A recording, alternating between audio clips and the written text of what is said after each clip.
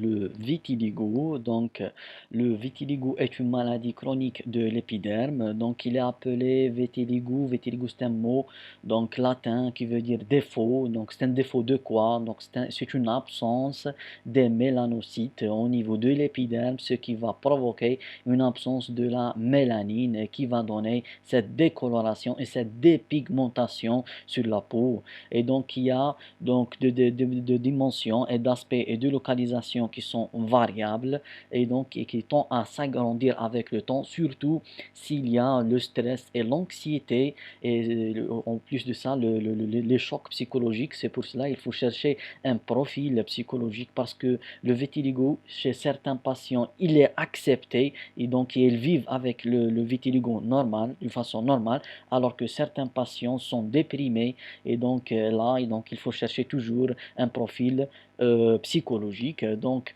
ce vitiligo c'est une maladie auto-immune.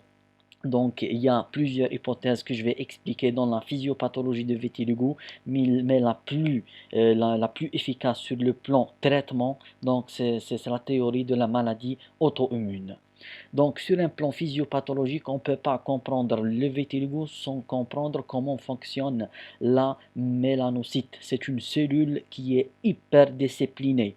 Donc, c'est une cellule qui se trouve au niveau de l'épiderme, au niveau des cellules, au niveau des cellules basales. Chaque dizaine de cellules, on va trouver une mélanocyte. Cette mélanocyte, elle a des prolongements, des dendrites. Pourquoi elle a ces dendrites? Donc, on va voir pourquoi elle a ces dendrites et pourquoi elle a cette forme qui est étoilée.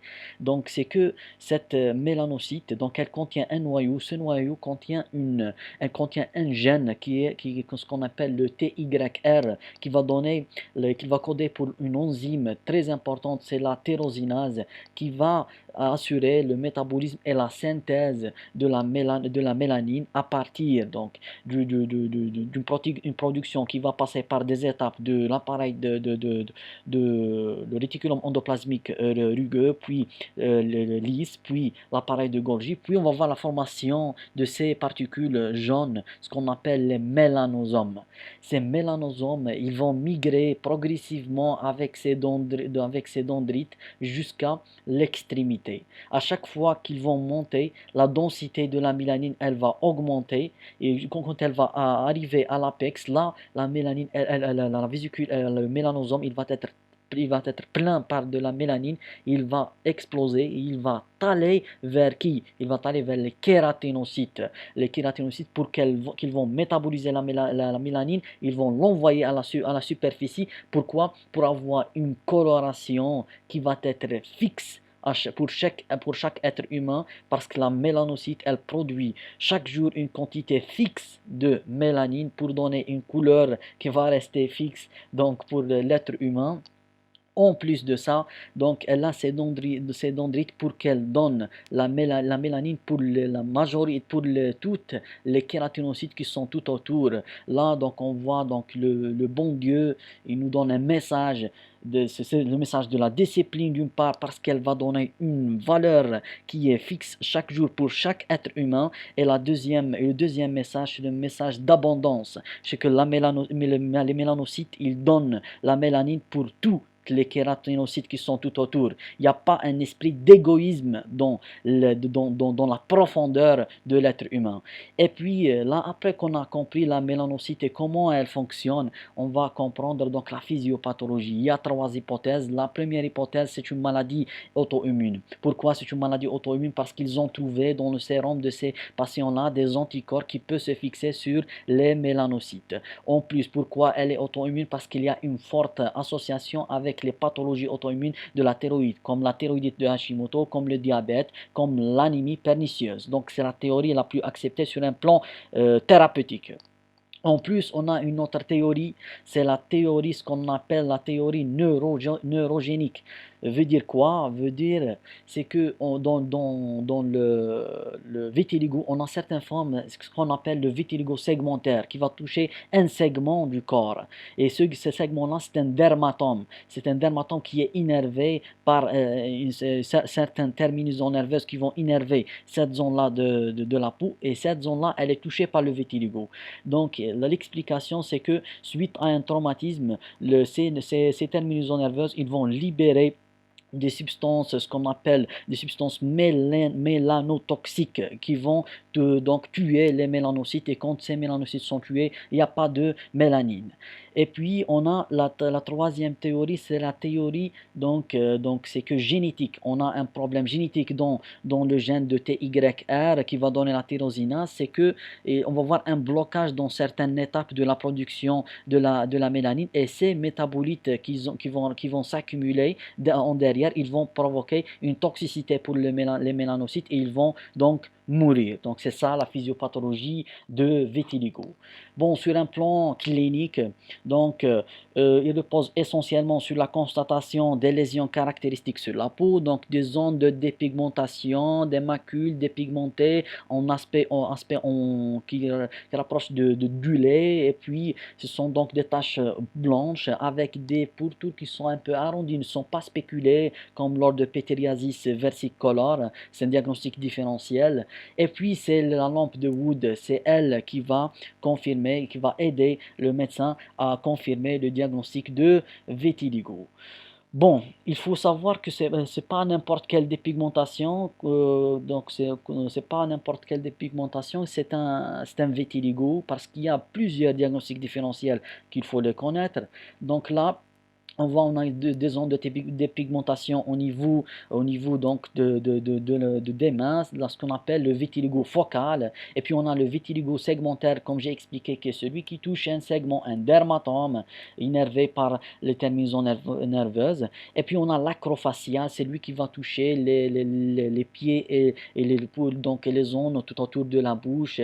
Là, celui-là, il est un peu difficile à traiter. On a le vitiligo vulgaris, donc il va toucher de très grandes zones au niveau de la peau, mais l'universalis, il va toucher la majorité de la peau de l'être humain. Et là, comment on va traiter?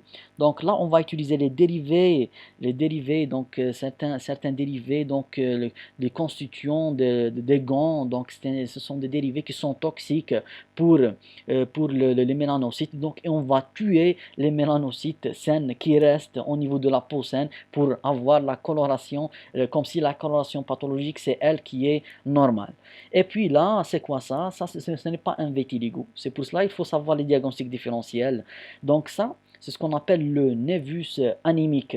Pourquoi il est dit anémique? Parce que là, c'est quoi le problème?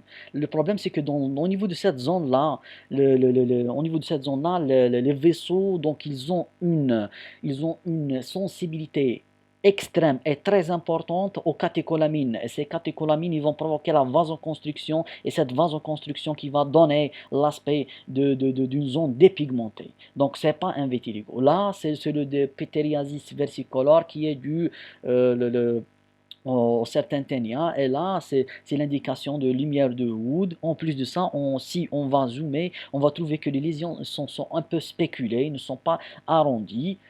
Et puis, on a la dépigmentation qui est due à la maladie de lèpre. C'est quoi la maladie de lèpre? La maladie de lèpre, ou ce qu'on appelle encore la maladie de Hansen. Donc, c'est le nom qui a été donné à cette maladie, parce que au Moyen Âge, les sujets qu'ils ont la lèpre, donc ils ont été un peu humiliés par les autres gens. C'est pour cela ils ont pris même des cloches pour que les autres sujets donc savent que ces patients-là, ils ont la maladie de la lèpre.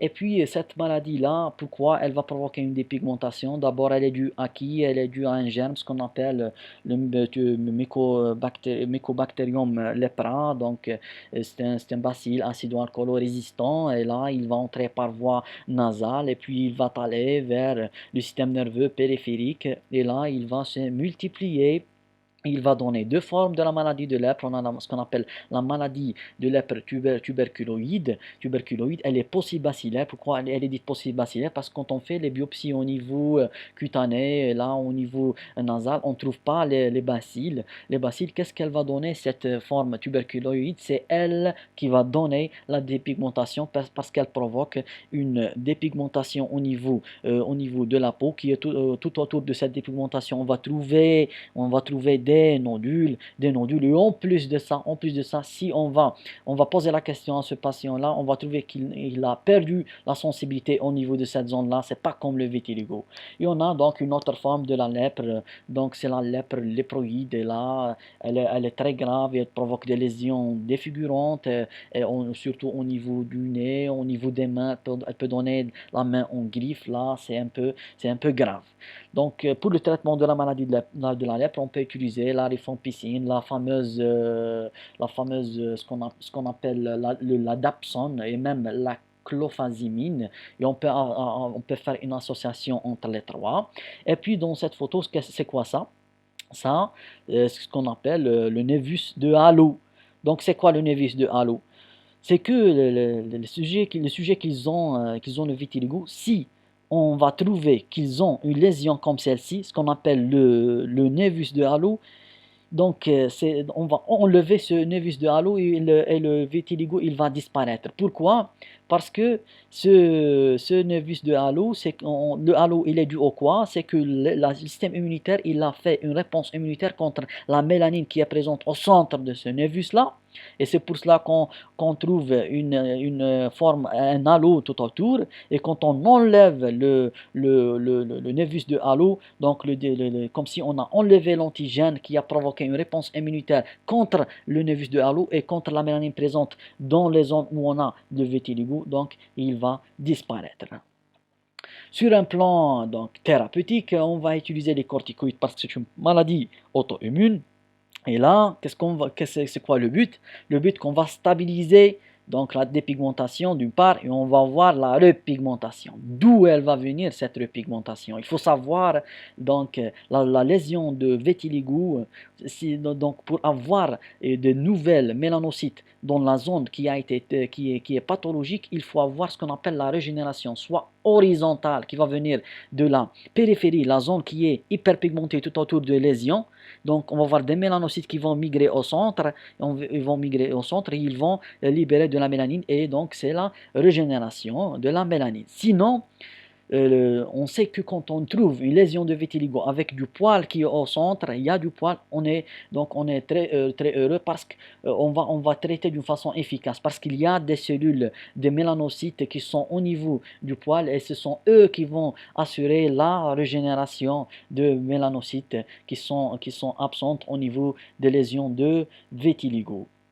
Bon, en plus de ça, il faut savoir que les corticoïdes, il ne faut pas l'utiliser, donc il faut éviter de l'utiliser au niveau du visage et au niveau des zones génitales parce qu'il provoque une atrophie très importante. En plus de ça, au niveau du visage, elle peut provoquer même ce qu'on appelle la rosacée stéroïdienne. C'est quoi la rosacée stéroïdienne? Donc, la rosacée qui est due aux stéroïdes, c'est qu'on va voir le patient, il va souffrir des flashs, des flashs au niveau du visage, donc il va voir un érythème, donc une rougeur de la face d'une façon paroxystique et qui est due le plus souvent au changement de température, et le patient il peut développer une thermophobie donc à cause de ces flashs cutanés et puis avec le temps ce phénomène vasomoteur il va se stabiliser avec la présence des télangiectasies et après on va voir l'installation des lésions papuleuses, des pustules et jusqu'à l'arrivée à ce qu'on appelle le rhinophéma,